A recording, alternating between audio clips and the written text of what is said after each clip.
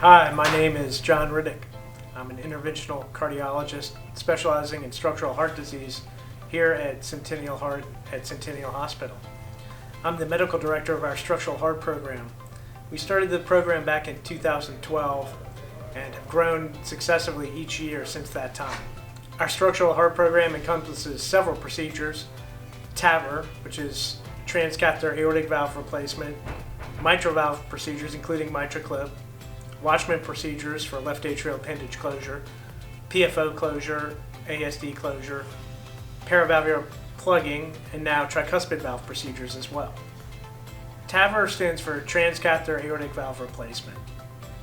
The basic concept is we're replacing the aortic valve through a small tube that typically goes through the artery in the leg.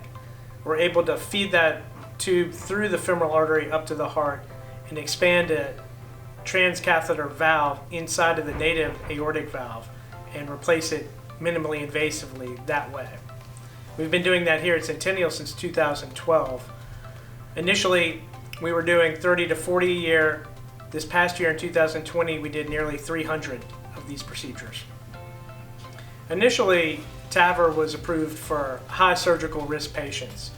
With increasing amounts of research and data, we've expanded that to include intermediate surgical risk patients and now even low surgical risk patients.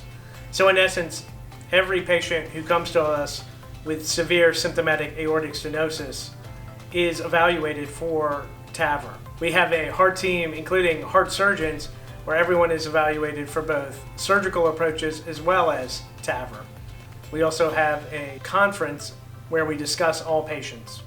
There are a variety of factors we look at when we're deciding between TAVR and surgical aortic valve replacement.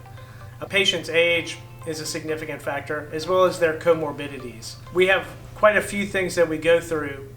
In essence, though, we look at each patient as an individual, however, and based on their individual anatomy, their individual surgical risk, we determine which would be the best option for them: surgical aortic valve replacement or transcatheter aortic valve replacement. The majority of TAVR procedures have a hospital length of stay of approximately 1 day. Over 50% of people go home the next day. I believe our average length of stay is approximately 1.4 days, but over half the people are home the next day, and close to 70% of people home in 2 days. TAVR valve will last approximately 7 to 10 years, we believe. We've been doing this procedure, as I've mentioned, since 2012, and we've had a great experience with the durability of TAVR valves. Typically, we would compare their durability to a standard surgical bioprosthetic aortic valve. We can also use TAVR valves inside of previously placed bioprosthetic surgical valves that have since failed. This is called valve-in-valve TAVR. This is also a newer procedure which we've been doing here for several years with great success.